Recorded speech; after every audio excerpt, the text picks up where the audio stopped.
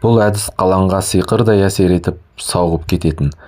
Жапырақтай кемпірдің астында жатқан қалаңның апатай өлтірдің ғой, қоя бер, болдым қойдым нанұрсын деп ойбайлап жатқаны. Мұндай қызықты мен түгілі осындайда жинала қалатын ақкөңіл көршілеріміз талай көрген. Мұндай таяқ жеулерден кейін қалаң бір-екі апта моп-момақан күйде жүретін. Сол мәстеннің көзінде құпия бір мұң бартын. Мен оның қырғыз екенін біле тұра, ол туралы қызығып сұрамаушы едім. Пәледе нем бар? Төсбелгінің әлегі мені қырғыздардың тарихы мен жағрафиясын оқуға итермеледі. Уақыт аз. Қолға төсбелгіні тез түсіру керек дегендей.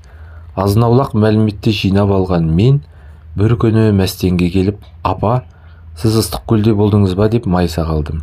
Көзі тостағандай мәстен одырая қарады да, оны қайтейін деп едің деді. Бүгін сабақта өттік, мұғалім қосымша оқып келіңдер деп еді. Оны менді нағыз өтіріктің өзі, себебі біз әлі жағрафия пәніне жетпеген сыныптамыз. Сонда да диалогты жалғастыру керек болып тұр. Болғам жоқ шырақ.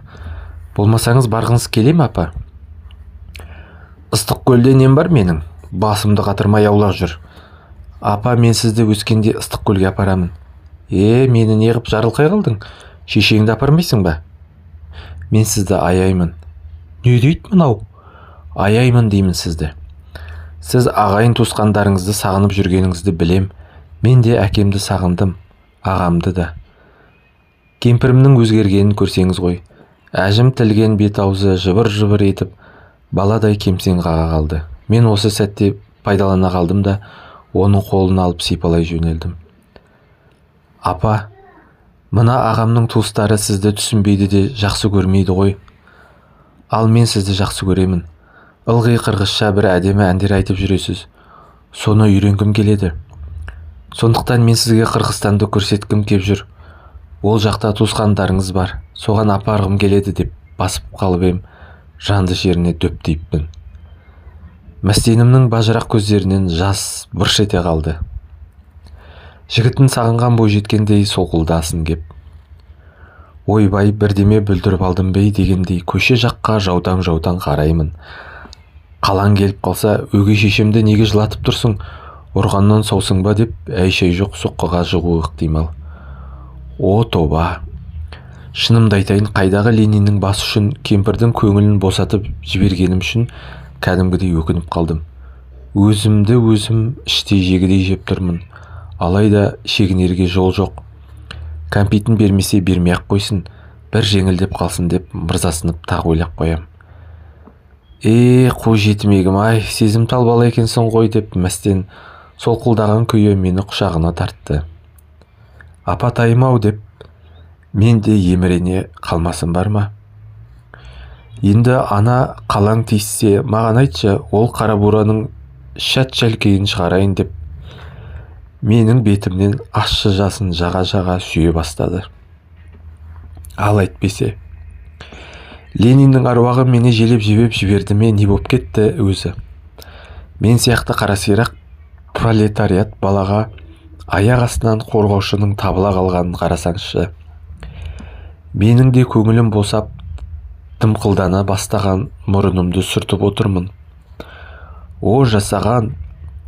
Мәстен сандығын сатырлатып ашып жатыр, бірдемелерді қопастырып алып шығып жатыр. Сандықтың түбінен үстелдің үстіне дәл маған керегі қойылды. Мысықтың суреті бар бір салафан дорба ирис кәмпит. Апамыз мың бүгіліп тағы бір нәрсе іздеп жатыр. Бір кезде апамның қолына бір бөтелке мөлдір арақ ілінді. Пшеничная деген жазуы бар құтыны мәстен үстелге тақ еткізіп қойды. Содан кейін мәстеніміз шкафтағы қырлы стаканды алды да ішін тазартқандай үрледі. Сол жақ ұртына бөтелкенің мойнын тығып жіберіп, қақпағын пақ еткізіп ашып, жаңағы қырлы стаканға молтыра бүркілдетіп арақ құйды. Сосын басын қиқаң еткізіп стакандағы сасық сұйықтықты бір деммен қағып салды. Мен тілім байланып қарап тұрмын. Қырғыз апам көзін жұмып ауаны жұтпай біраз тұрды да мені өзіне әмірлі қолдарымен тартып басымнан иіскеді. Содан ақырын итеріп, бара ғой балам, бара ғой, деді. Мен кетіп бара жатып, Үстелдің шетінде мұжылып жатқан дорбаны іле-міле үйден алып шықтым. Арманым орындалып, бізді октябрьдыққа қабылдау салтанатында Оксана екеуміз бірдей төсбелгі тағып тұрдық. Пионер. 3-ші сыныптан біз 5-ші сыныпқа бір-ақ аттадық. Сол жылы бізді пионерлікке қабылдады. Пионерлікке қабылданған кезімізде айтарлықтай оқиға болған жоқ. Мойнымызға қып-қызыл шытты байлап ап, екі ұшын екі жаққа шығарып қойып, желбіретіп жүгіріп жүруді қызық көретінбіз. Сол кездің өзінде пионерліктен қадір кете бастаған еді. Бір жылдан соң Кеңес одағы тарих сахнасынан түсті. Біздің мойнымыздан ескіріп үлгермеген қызыл галстук шешілді. Федор әкей, жаздыгүні Тілеукеш екеуміз күндіз бұзау бағып, кешке табыннан сиырды күтіп ап, дедеңдетіп үйге қуып әкелетінбіз. Табын үржардың керемет тоғайы, жергілікті халық оны роща дейді, бітетін жақтан келетін. Біз табын жаққа неғұрлым ертерек баруға тырысатынбыз. Өйткені ол жақта бала көп, емін еркін ойнауға мүмкіндік бар. Сол тоғайдың орта тұсында христиандық шіркеу болатынды. Бір күні Тілеукешке сол шіркеуге кіріп шығуды ұсындым. Орыс мектебінде оқып жүрген маған ол аса қорқынышты ғибадатхана емес еді. Оның үстіне орыстармен қоян қолтық араласамыз. Мен орыс ертегілерін жақсы көріп оқушы едім. Кез келген халықтың мінез құлқы, дүние танымы ертегілеріне жатады. Сол көптеген ертегілерде әсіресе кеңестік идеологияны санаға мықтап сіңіру үшін мектеп бағдарламаларына енгізілген орыс әдебиетінің христиан дін басыларын әшкерелейтін шығармаларды оқыған маған тірідей попты көру қызық. Тілеукештің атасы Рамазан Аллаға сыйынып, 5 уақыт намазын қаза қылмайтын мұсылман. Тілеукешті де соған баулайтыны заңдылық. Досым біраз үрейленіп, қарсылық танытқандай болды. Алайда жаңалық құмар баланың санасы діни ұстанымды жеңіп кетті. Сонымен ертең біз шіркеуге баратын болдық. Күмбезінде қисық айқышы бар ескі ғимаратқа қорқа-қорқа кірдік. Бізді ұзын қара рисия киген, сақалы беліне дейін бұйралана түскен поп қарсы алды. Басында ергіп жүрген балалар екен деп жөн сұрасты. Біз шіркеуді көргіміз келетінін айттық. Поптың пейілі түзеліп, бізді шіркеу ішіне бастап кірді. Шіркеудің сыйынатын, шоқындыратын негізгі бөлмесі аса үлкен емес екен.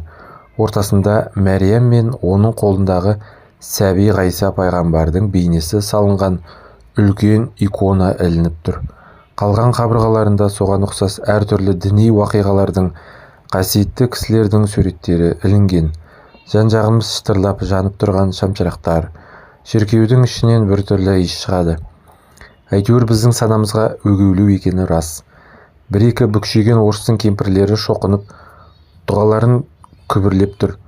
Жаңағы негізгі бөлменің ішіне кіреберіс есіктен түсетін жарық пен шамшырақтар шашқан сәулелер ғана нұрландырып тұр. Жалпы шіркеу іші күңгірт, сыз татиды. Поп бізге өзін Федор әкей деп таныстырды. Ең алдымен өзінің бөлмесіне шақырып, бізге үлкен ағаш астаудан ағаш шөмішпен араластырып, борщ құйып берді. Борщты соғып алдық. Содан кейін бізге Ғайса пайғамбар туралы ұзақ-ұзақ әңгімелесуге көшті. Мен ішімнен Ғайсаны аяп отырмын. Әсіресе айқышқа келген сәтін. Шын байтайын, Ғайса тіріліп, ертесінде сахабаларына келгенін естіп, қатты қуанып қалдым. Қанша уақыт өткенін білмеймін, сыртқа шықсақ дала қараңғы болып кеткені есімде. Содан жүгіре-мүгіре үйге тарттық. Тілеукеш мені жол бойы боқтап келді. Абырой болғанда әншейінде қаңғып кетуге бейім сиырлар күйіс қайырып қорада жатыр екен. Дін туралы түсінгенім міне осыдан бастап қалыптаса бастады. Бірақ бабаларымыз ұстанған дін исламды біз сатқан емеспіз. Дегенмен Ғайса пайғамбардың тағдыры мен тұлғасы мені осы күнге дейін қатты толғандырады. Пантомима. Мен бала кезімде киноактер болуды армандайтынмын. Мектепте бастауыш сыныптарынан бастап қоғамдық жұмыстарға белсене қатысуды жаным сүйетін. көшедегі балаларға кинодан көрген сюжеттерді, ондағы актерлардың диалогтарын айнытпай салатынмын. Оның үстіне пантомиманың меңгеріп алғам. Кәсіби деңгейде болмаса да жұртқа ұнайтынын байқайтынмын. Мектепте бір шара бола қалса, мені осы пантомима нөмірімен мектеп басшылығы сахнаға шығарып қоятын. Бір күні мектептің көркем өнерпаздарын бағалауға ауданнан комиссия келетін болды. Комиссияның төрағасы менің туған нағашы ағам Бақыт. Бақыттың жақсылығын біздің жанұя көп көрді. Алғаш Үржарға көшіп келгенімізде соның үйінде тұрып, ұрыс керіссіз тату-тәтті өмір сүргенбіз. Менің бақытсыз балық шағымның ең бір жарқын, ең бір сәулелі, жайма шуақта қайғысыз сәттерім сол Бақыт ағамның үйінде өткен еді. Бақыт аудандық музыка мектебін ұзақ жылдар басқарды. Мені домбыра үйірмесіне де апарған сол. Алайда менен музыкант шыға қойған жоқ. Домбыраны ұят болса да айтайын, әлі де жөндеп тарта алмаймын. Бақыттың үйінен қонақ үзілмейтін.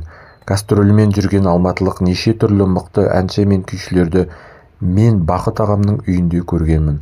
Сосын ол үйде ән айтылмаса, қабырғалары саудырап түсіп қалатындай көрінетін. Біз оны үлкен аға деп атайтынбыз. Өзі жастайынан кәрі шешесіне болысып, іні қарындастарын сүйреп өсірді. Қарындасын қияға ұшырып, бауырларын ұяға қондырды. Одан үлкені менің шешем ғана. Екеуі оңаша қалып, көз әңгімелесетін есімде қалыпты. Бақыт ағамдай әзілді келістіріп айтатын жер бетінде адам жоқ. Өте астарлы қалжыңдайтын. Күлгенде жиырылмай, елмен бірге емін-еркін рахаттана күлетін. Сосын сұмдық еңбекқор. Таң атпай тұрып алып, қора-қопсысын реттеп жүргені. Директормын деп шалқайлаған бір көрген емеспін. Кешкі жаңалықтарды көруді маған үйреткен де сол. Бақыт ағам. Жаңалықты жібермей көру содан бері менің өмірлік әдетіме айналып кетті. Сағат кешкі 10-да Мәскеуден орталық телевидениеден «Время» бағдарламасы таратылатын.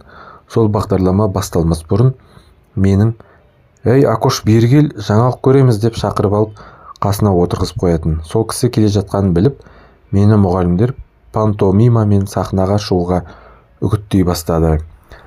Ауылда кімнің жақыны екені белгілі емес пе? Оның үстіне шешем біздің мектепте сабақ береді. Ол кезде ол қаланға екінші ұл сыйлап декретте еді. Бақыт ағам менің өнерімді көрсе, мектепке жақсы баға беріп кетеді деген ұстаздарымның тапқан қулығы.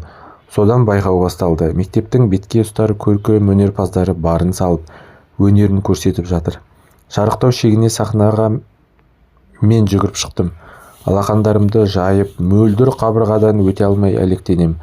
Сосын ауада ұшып жүрген шыбынды ұстап алып, әлгі әйнекке бір жеткізіп жабыстырамын. Содан кейін үтік болып қызарамын да, пыш етіп жанып кетем. Осындай бірнеше іс-қимылдардан тұратын нөмірім әрең аяқталды. Бақыт ағам төмен қарап отыр.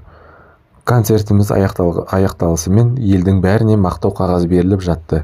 Ол тізімнің ішінде мен ғана жоқ болып шықтым.